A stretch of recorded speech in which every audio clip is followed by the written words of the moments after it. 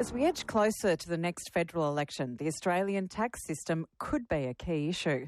Some of the country's most senior business and economic leaders say the system is broken and fixing it can't be put off any longer.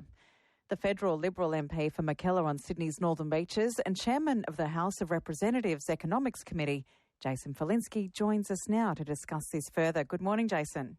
Good morning, Ali. How are you? I'm well, thank you. Now, is the tax system We are broken? going to get into the exciting topic of taxation, are we? We are.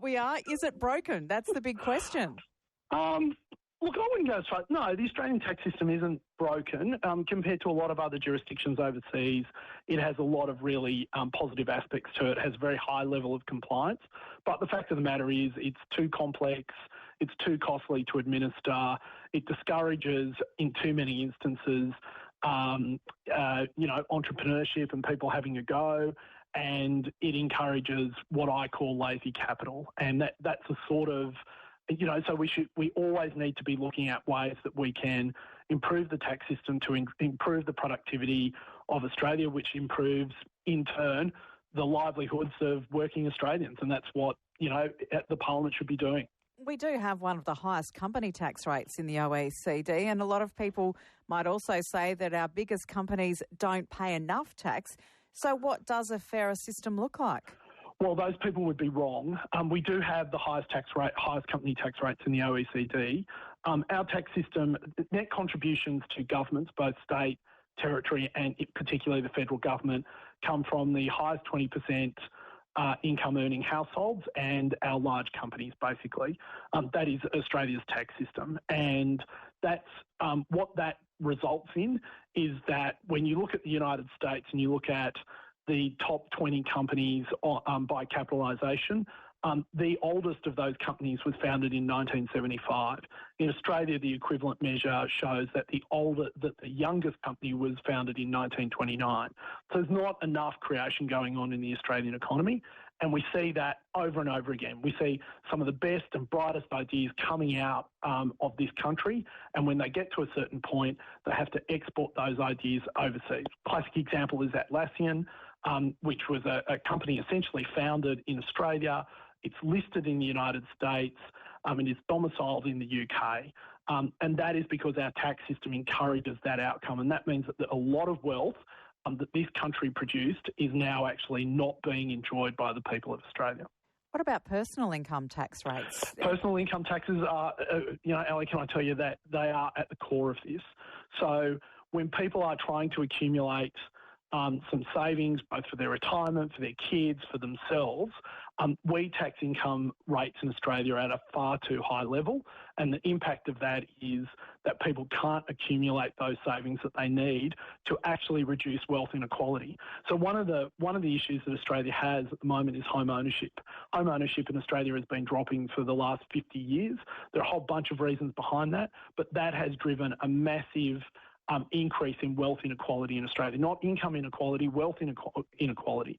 So in Australia, we've found income inequality over the last 2 decades has reduced, while wealth inequality has increased. And the reason for that is, or one of the reasons for that, there's no one reason, is that income tax rates are too high so that people can't actually accumulate the savings they need to build wealth, which all of us enjoy as a society. So you want to see personal income tax rates cut?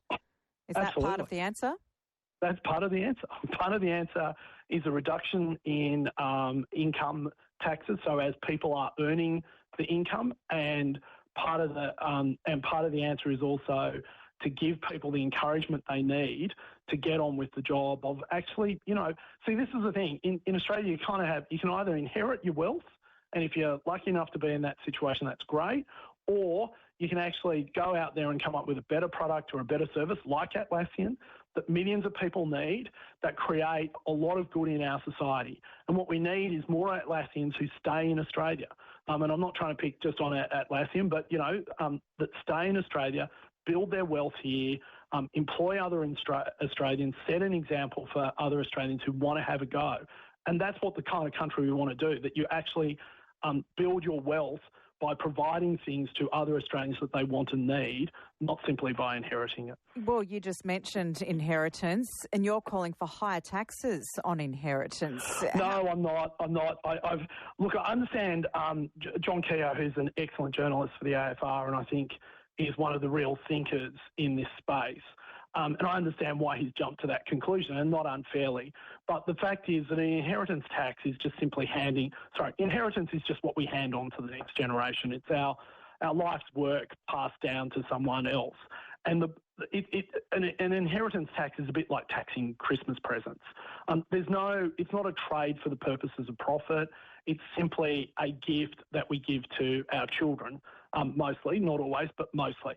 I can understand why some people sit back and think it's unfair that, someone like Simon Holmes Court has inherited so much money from his parents. But it's not, the tax system isn't about fairness or unfairness. What the tax system is about is incentivising behaviour that we want to see. And that's not done by pulling people down. That's done by lifting people up.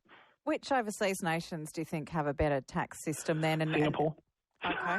And why is theirs so much better? And how likely is it that we will be able to follow suit and create a similar tax system? How likely is that? Look, we wouldn't want exactly the same tax system as Singapore.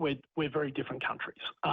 However, having said that, the reason that Singapore has been able to get to that point is literally decades of people working and grinding away at the tax system and ensuring that the tax system is simple, broad-based, and low taxed. And when you have that that low rate of tax, and the other thing I would say in Singapore is, and I don't know that they've had this same problem, but in Australia we run far too much welfare and social policy through our tax system. So we'll give you an exemption if you buy, for an example, an electric vehicle, because electric vehicles are good.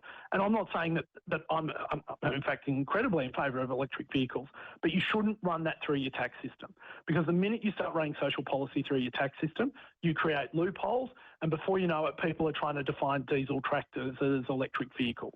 And that's actually one of the biggest costs that we don't look at in the Australian tax system, which is the misuse of human capital. So in Singapore, UK, US, Israel, the best and the brightest go and become engineers, software engineers, scientists, medical doctors, and invent things that we all need. In Australia, our best and brightest become tax barristers, because that's where the highest amount of money is, and that's where you can make a lot from structuring your affairs so you avoid as much tax as possible. And we need to actually remove that incentive out of our tax system primarily, because the great cost in Australia of the complexity of our tax system is the amount of human capital we waste on it. The AFR is reporting that some Labor and coalition backbenchers are privately saying there's no appetite for their leaders to talk about tax reform before the election.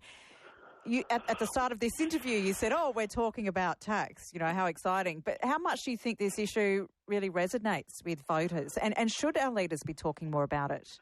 Absolutely. Absolutely. I mean, you asked me about Singapore earlier, a couple of questions ago. The reason is that they are constantly focused on their tax system and how to make sure that it adheres to the 4 primary principles of a good tax system. So that should be, centre of every election campaign. And if I had my way, it would be the only thing we talk about in election campaigns. And that's not to say, I'm going to get in trouble now, because there are lots of other issues that are important too. But it is a really important thing. We don't talk about it in election campaigns because voters at the end of the day aren't really that interested in the details of the tax system. What they're interested in is the outcomes of the tax system, which is, are their lives fairer? Are their lives easier? Are their lives better? Do they have more opportunities? Are we funding public services to not just to an adequate level, but to an excellent level? Are we providing, and I don't even think they care about the funding of public services, but are those public services excellent services, which of course requires good funding? So, even the other things that I care about, like education, health, getting to net zero by 2050, if not before, all these things require massive public investment.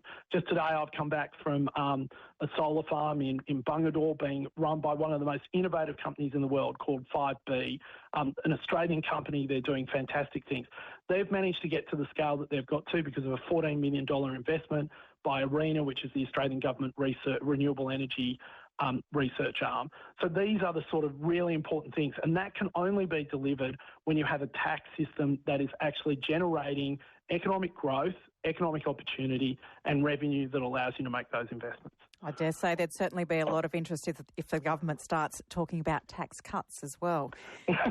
Yes, well, everyone loves their taxes to be cut. That's quite true. Absolutely. Jason, appreciate you joining us today. Thanks for your time. Thanks, Ali. Really appreciate it. See you. Bye-bye.